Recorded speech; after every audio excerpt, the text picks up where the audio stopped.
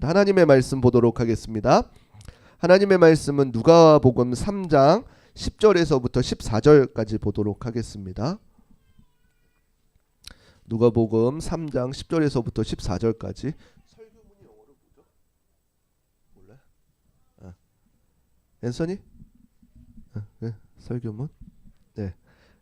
10절에서부터 14절까지 우리 한 절씩 교독하도록 하겠습니다. 무리가 물어 이르되 그러면 우리가 무엇을 하리이까? 대답하여 이르되 옷 두 벌 있는 자는 옷 없는 자에게 나눠줄 것이요 먹을 것이 있는 자도 그렇게 할 것이니라 하고, 세리들도 세례를 받고자 하여 와서 이르되 선생이여 우리는 무엇을 하리이까 하매 이르되 부과된 것 외에는 거두지 말라. 함께 읽겠습니다. 군인들도 물어 이르되 우리는 무엇을 하리이까 하매 이르되 사람에게서 강탈하지 말며 거짓으로 고발하지 말고 받는 급료를 족한 줄로 알아 하니라. 아멘. 오늘 본문의 말씀을 가지고 준비하는 자의 태도라는 주제로 함께 말씀을 나누도록 하겠습니다.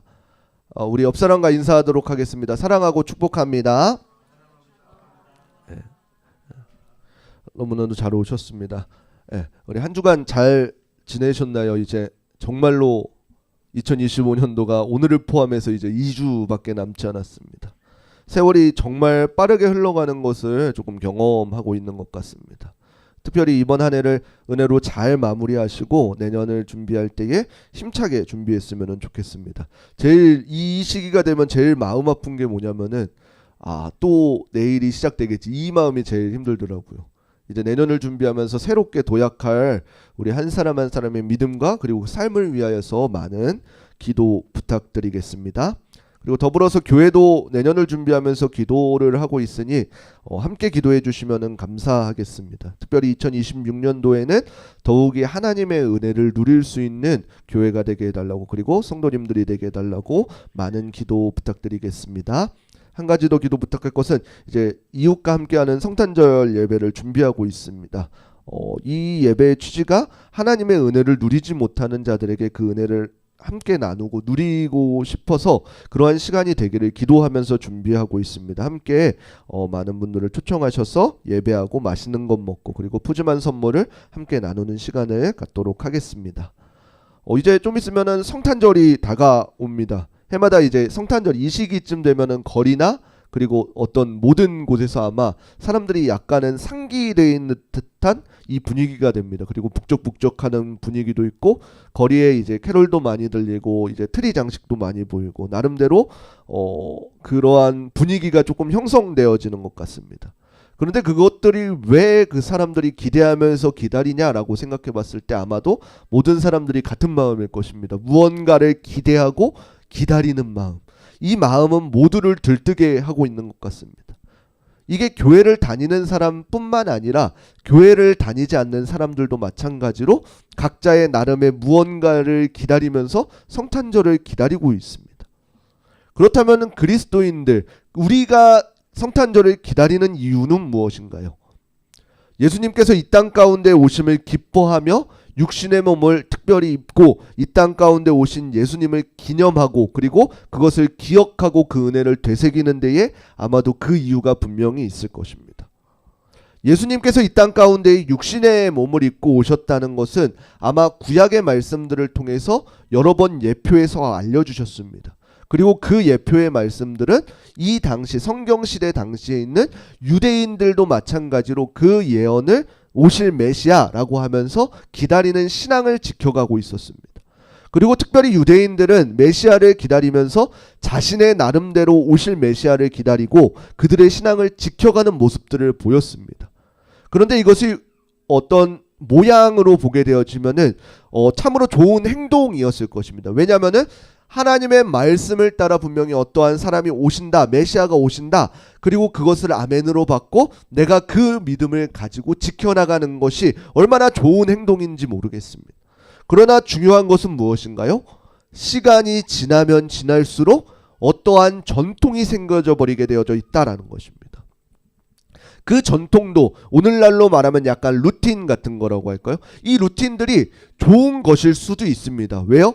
분명한 목적과 어떠한 것을 하기 위해 긴장을 완화시키고 내가 경건을 지키기 위해 행하는 데 그 목적이 있기 때문에 좋은 목적이 있습니다. 그러나 중요한 것은 무엇인가요?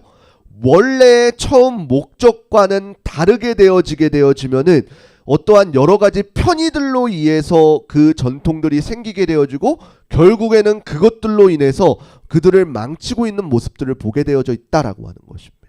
아마도 오늘 본문이 그러한 상황 가운데 놓여져 있는 것 같습니다.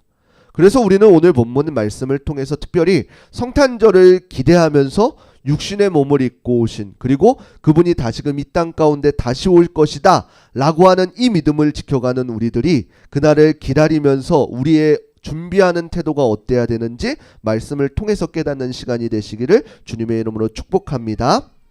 이 유대인들은 구약의 말씀들을 통해서 하나님께서 분명히 구원의 기쁜 소식을 들고 올 것이라는 것을 알았습니다.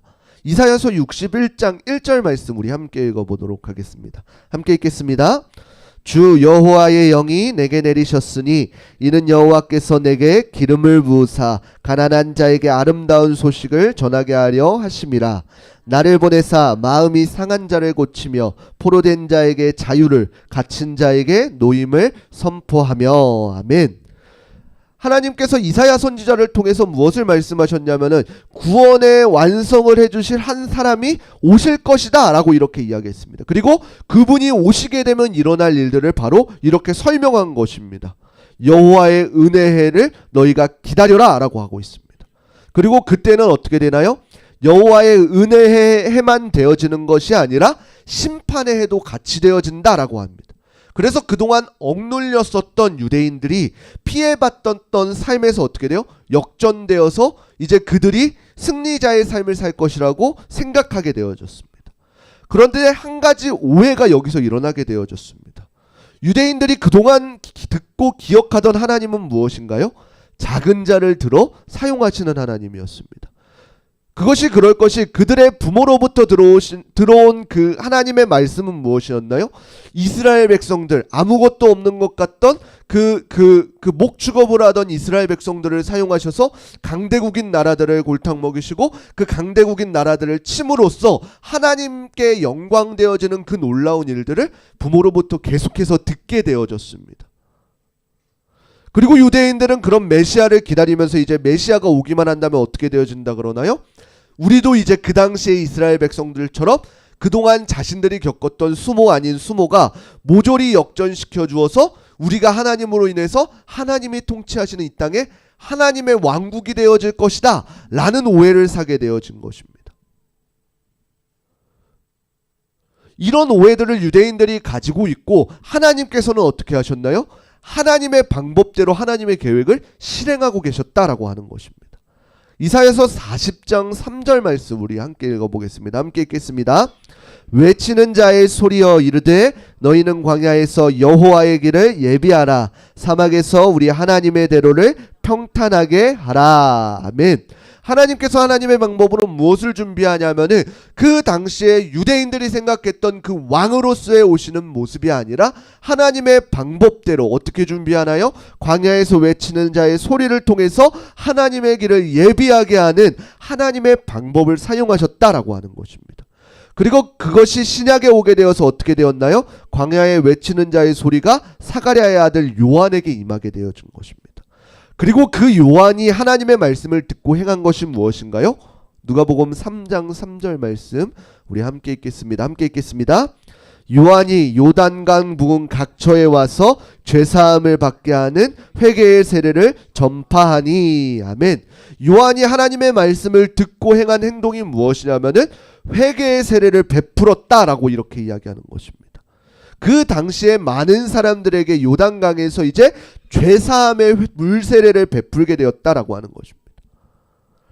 당시에 세례 요한이 무슨 어떠한 권위로 이 당시에 이것을 행했는지는 알 수 없습니다. 그러나 그 회개의 말씀, 회개를 선포하는 것, 하나님의 말씀을 전하여 주는 것들을 들으니 어떻게 되어졌다 그러나요? 많은 사람들이 자복하고 하나님 앞에 회개의 마음을 갖게 되었다라고 하는 것입니다.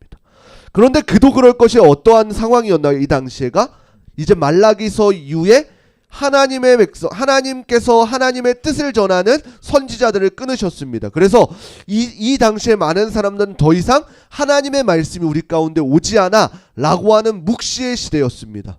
그러한 상황 가운데 그 상황을 깨고 이제는 어떻게 되어진 건가요? 요한에게 하나님의 말씀이 임하고 너희는 이제 회개하라 천국이 가까이 왔느니라, 이 하나님의 말씀이 다시금 들리게 되어진 것입니다. 그리고 그가 전한 것은 무엇인가요? 자신이 경험한 하나님의 메시지들을 그들에게 전하게 되어진 것입니다. 그리고 이 하나님의 메시지가 그들 가운데 들어갔을 때의 반응들이 어땠나요? 자복하고 회개함이 이르게 되었다는 것이요. 그리고 그 결과는 어떻게 되었나요? 그 세례 요한, 이제 세례 요한을 통해서 그 물 세례를 받게 되었다라고 하는 것입니다. 수많은 사람들이 이제 세례 요한에게 다가와서 나도 세례를 주십시오 라고 이렇게 청하게 되어져 있습니다. 그런데 그곳 가운데 누구도 나오게 되어진 건가요? 바로 바리새인들과 사두개인들도 세례를 받게 되어진 것입니다. 그런데 이 세례 요한은 그 바리새인들과 사두개인들한테 무엇이라고 이야기하냐면은 마태복음 3장 7절 말씀 동일 구절입니다. 함께 읽겠습니다. 요한이 많은 바리새인들과 사두개인들이 세례 베푸는 대로 오는 것을 보고 이르되 독사의 자식들아 누가 너희를 가르쳐 임박한 진노를 피하라 하더냐. 아멘. 이 당시에 이 바리새인들과 사두개인들이 누구였을까요? 철저하게 하나님의 말씀을 전하는 사람들이고 하나님의 말씀을 연구하는 사람들이었습니다. 그런데 이들에게 무엇이라고 이야기하나요? 독사의 자식들아 라고 이렇게 강하게 이야기하는 것을 볼 수가 있습니다. 이는 이후에 예수님께서도 마찬가지로 오셔서 가장 먼저 한 것이 무엇인가요? 성전을 청결하게 하시고 이 바리새인들과 서기관들에게 꾸짖음을 하신 것이 가장 먼저 하셨다라고 하는 것입니다. 그런데 생각해 보십시오. 세례를 받으러 온 자들에게 이렇게 강하게 이야기한다면 우리 같았으면 이제 어떻게 할까요? 조금 오늘날로 표현하면은 이제 내 마음이 굉장히 곤고한 상태가 되어서 어떻게든 내가 살아야겠어서 은혜를 받으러 교회에 나왔습니다. 그런데 이제 거기 목사님이 뭐라고 하는 건가요? 너 왜 이제 교회 나오고 왜 이렇게 신앙생활 제대로 안 했냐? 라고 이렇게 꾸짖은 것입니다. 제가 이제 강단이어서 조금 좋게 표현했지만 조금 성격적 표현대로 하면은 오늘날로 조금 더 의역하게 되어지면은 육두문자들을 사용하면서 욕을 하게 되어진 것입니다. 그리고 그 이후에 어떠한 사람들이 오게 되어지나요? 세리들, 군인들, 이 사람들이 올 때에 피차 다를 바 없었다라고 하는 것입니다. 그런데 그들에게 세례 요한이 이야기한 것은 무엇인가요? 그들이 이제 우리가 어찌하면 좋겠습니까? 라고 했을 때에 세례 요한이 이야기하는 것은 무엇인가요? 간단합니다. 옷 2벌 있는 자에게는 옷 없는 자에게 나눠주고 먹을 것이 있는 자도 먹을 것이 없는 자에게 나눠주라. 그리고 세리들한테는 어떻게 했나요? 너희가 부가된 것 외에는 거두지 말라라고 이렇게 이야기합니다. 군인들에게는 어떻게 이야기하나요? 사람들에게 강탈하지 말며 거짓으로 고발하지 말며 그들이 받는 급료를 족한 줄을 알라라고 했습니다. 그런데 우리가 이것을 생각해 보면은 너무나도 지극히 당연히 지켜져야 되는 기본적인 것들입니다. 그런데 이것을 강조하면서 세례 요한이 그들에게 이야기하는 이유는 무엇인가요? 현재 그들이 그렇게 살고 있지 않기 때문인 것입니다. 옷을 더 늘리기 위해서 세리들은 부가된 것 위에 자기의 배를 더 불리기 위해서, 군인들은 거짓으로 그들을 고발하고 급료를 더욱더 많이 받으려고 노력하는 이러한 모습들을 보였다라고 있었습니다. 그리고 이것이 너무나도 그들 가운데는 당연스럽게 여겨지게 되어진 것입니다. 세례 요한이 이곳에서 외쳤던 것은 무엇이었나요? 회개하라 천국이 가까이 왔느니라 라고 하는 것이었습니다. 그러면은 이 자들에게 회개는 무엇이었을까요? 물론 이 회개라는 것이 신학적으로 이야기하면은 올바른 관역을 나아가야 되지 못하는 죄의 모습에 그 다시금 올바르게 돌이키는 것을 회개라 그럽니다. 그런데 오늘 본문에 빗대어 보게 되어지면 회개라는 것이 어떠한 것인가요? 정직하게 살아가는 것입니다. 다른 것이 아니라 바르게 살아가는 것입니다. 힘들지만 하나님의 뜻을 바라며 살아가는 것입니다. 다른 어떠한 어려운 것들을 이야기한 것이 아니라 너희가 마땅히 행해야 될 일들을 행하며 살아라 라고 이렇게 이야기하는 것입니다. 누구 안에서요? 하나님의 은혜 안에서요. 그리고 그들에게 이렇게 권면하였더니 사람들이 무엇이라고 이야기하게 되어지나요? 이 요한이 혹은 그리스도인가 라고 심중에 생각하였다라고 하는 것입니다. 그랬더니 요한이 이야기했던 것은 무엇인가요? 누가복음 3장 16절 우리 함께 읽어보도록 하겠습니다. 함께 읽겠습니다. 요한이 모든 사람에게 대답하여 이르되 나는 물로 너희에게 세례를 베풀거니와 나보다 능력이 많으신 이가 오시나니 신발끈을 풀기도 감당하지 못하겠노라. 그는 성령과 불로 너희에게 세례를 베푸실 것이요. 아멘. 세례 요한이 자신이 명확하게 알았던 것은 무엇이냐면은 자신이 어떠한 큰 지도자나 그리스도냐 이러한 것이 자신에게 있지 않음을 정확하게 한 것입니다. 자신의 이제 조금 이제 알아듣기 쉽게 이야기하면 자신의 주제를 정확히 한 것입니다. 자신이 이 땅 가운데 보내신 목적이 무엇인지를 명확히 안다라고 하는 것입니다. 오늘날 이 사명을 내가 안다라는 것은 얼마나 큰 축복인지를 모르겠습니다. 이 세례 요한의 그 사명은 무엇이었나요? 먼저 보냄을 받은 자라는 것을 분명히 하고 있는 것입니다. 그리고 한 가지 더 명확히 하고 있는 것은 무엇인가요? 자신은 그 뒤에 오시는 예수 그리스도를 그 길을 예비하는 자다라고 이렇게 이야기하고 있는 것입니다. 그래서 자신은 지금 회개의 세례를 물로 베풀지만 뒤에 오시는 능력이 많으신 분은 무엇이라고 이야기하나요? 성령과 불로 세례를 베풀 것이다 라고 이렇게 이야기하고 있는 것입니다. 우리는 여기서 한 가지 생각해 보아야 할 것입니다. 물 세례가 무엇인지 그리고 성령 세례가 무엇인지를 조금 생각해 보아야 될 것입니다. 여기서 말하는 물 세례는 무엇일까요? 오늘날 우리가 세례의 모습을 기억하게 되어지면 조금 명확하게 알 것입니다. 혹은 침례라고도 이야기하고 있습니다. 세례하는 과정에서 가장 중요한 방법이 무엇이냐라고 하냐면은 많은 사람들 앞에 공포하는 것입니다. 그 공포의 첫 번째는 무엇인가요? 자신의 죄됨을 고백하는 것입니다. 내가 죄인임을 하나님 앞에서 그리고 많은 공동체 앞에서 고백하는 것입니다. 그리고 두 번째는 무엇인가요? 나는 죄인인 하나님의 자녀니 이 공동체 안에 함께 속하겠습니다 라고 하는 역할 또한 담겨져 있는 것입니다. 그러면은 성령 세례는 무엇일까요? 이 물 세례는 회개의 세례는 사람이 줄 수 있습니다. 우리가 알 수 있듯이 교회에서 이제 목사님들이 세례 때가 되면은 세례를 줍니다. 그런데 성령 세례는 누가 주냐라고 한다면은 바로 하나님께서 우리 가운데 주신다라고 하는 것입니다. 이 성령 세례는 어떠한 것들이 있을까요? 성령의 수많은 열매들이 있을 것입니다. 그리고 그 성령 세례를 우리에게 주시는 목적은 무엇인가요?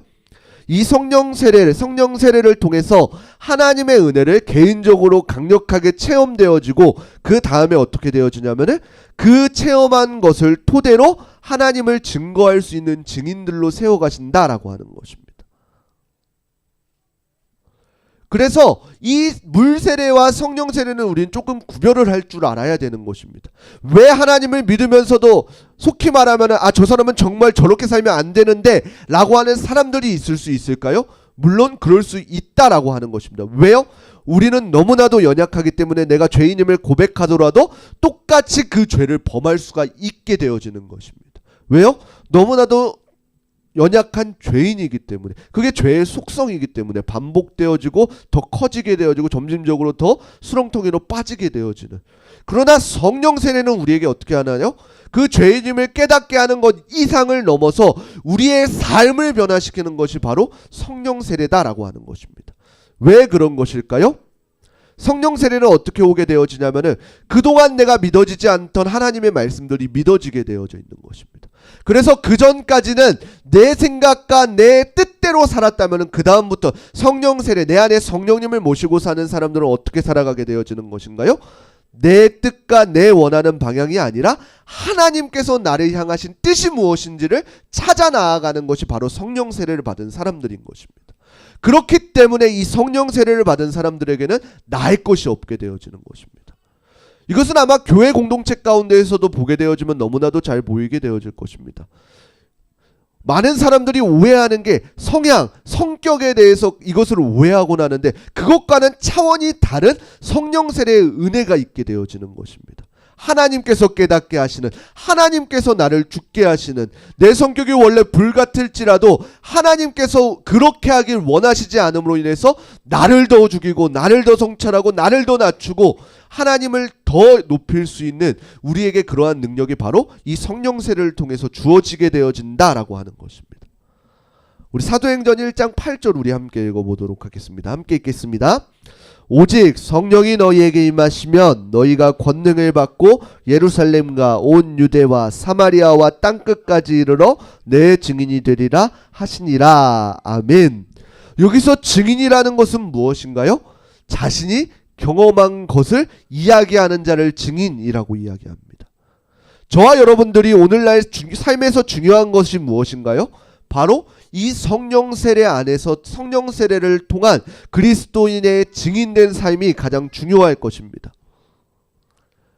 우리가 전도를 한다고 합니다. 근데 전도 가운데서 가장 중요한 것은 무엇일까요? 말로 하는 전도, 복음을 전하는 전도 매우 중요합니다. 왜요? 그 복음을 통해서 일하실 하나님이 있으시기 때문에. 내 성격이 아무리 안 좋고 내가 그에 합당한 삶을 살지 못할지라도 하나님의 말씀이 그 사람 가운데 임할 때의 능력이 임할 수도 있습니다. 그러나 더 좋은, 가장 좋은 전도는 무엇인가요? 우리의 삶으로 그 하나님의 말씀을 살아낼 때 가장 좋은 전도가 되어질 것입니다. 성경에서는 그리스도인을 보고 무엇이라고 이야기하냐면 산 위에 놓은 등불과도 같다라고 이렇게 이야기합니다. 왜요? 많은 믿지 않는 사람들이 그 산 위에 있는 그 사람들, 그 믿는 사람들을 바라볼 때 어떻게 돼요? 아, 저 사람들이 빛이 남을 통해서 아, 저렇게 살아가야지 하나님이 믿는 거구나. 아, 저렇게 사는 것이 정말로 하나님을 믿는 자의 삶이구나. 이것을 너무나도 쉽게 바라보게 되어져 있다라고 하는 것입니다. 그리고 그 삶을 통해서 기억하는 것은 무엇인가요? 아, 하나님을 믿는 자가 어떻게 살아가야 되는가? 어떻게 해야지 하나님을 믿는 것인가? 이것을 바라보게 되어져 있는 것입니다. 그렇기 때문에 가장 좋은 전도는 무엇인가요? 내가 그러한 삶을 살고 있으면은 나의 주변에 믿지 않는 사람들이 우리의 모습을 보고 아, 정말로 하나님을 믿는 사람들이 저렇게 살아가는구나. 그 사실을 경험하게 되어져 있다라고 하는 것입니다. 이것이 바로 오늘날 살아가야 될 저와 여러분들의 삶입니다. 그리고 이웃과 함께하는 성탄절에도 이러한 삶을 전해주고 싶기 때문에 이러한 성탄절을 함께 나누고 하는 것입니다. 왜요? 예배를 드리러 온 믿지 않는 사람들이 예배를 드리러 와가지고 하나님을 안에서 하는 공동체가 얼마나 크고 축복된 일인지를 경험하기 위해서, 단순히 행사, 때가 되어서 행사를 하는 것이 아니라 믿지 않는 자들에게 하나님의 복음을 증거하는 일이 우리에게도 얼마나 큰 기쁨이고 믿지 않는 자들이 하나님의 말씀을 들었을 때에도 얼마나 큰 기쁨인지를 경험하기 위해서 우리 가운데 필요하다라고 하는 것입니다. 한때 세상에 유행했던 말들 중에 욜로라는 말이 있습니다. You only live once. 그 뜻처럼 한 번뿐인 인생이니 한순간만을 즐기며 살아라 라고 하는 말들이 있었습니다. 그러나 그리스도인들이 정말로 살아가야 될 모습은 무엇인가요? 단순히 이 땅의 삶이 끝이 아니라 다시 오실 예수 그리스도를 기다리면서 준비할 수 있는 우리 흐르는 교회 성도님들이 되시기를 부탁드리겠습니다. 그리고 우리는 다시 오실 예수님을 기다리면서 무엇을 준비하는가를 생각할 수 있는 저와 여러분들의 삶이 되시기를 부탁드리겠습니다. 하나님께서 맡겨주신, 내게 맡겨주신 자리에서 하나님의 은혜를 충분히 누리면서 살아가시고, 그리고 그러한 삶을 통해서 믿지 않는 사람들이 우리의 삶을 통해 하나님을 증거할 수 있는 우리 흐르는 교회 성도님들이 되시기를 부탁드리겠습니다. 그래서 나 혼자만 누리는 삶이 아니라, 하나님의 은혜를 누리는 것이 아니라 세상 가운데에 하나님의 사랑을 흘려보내줄 수 있는 우리 흐르는 교회 성도님들이 되시기를 주님의 이름으로 축원합니다.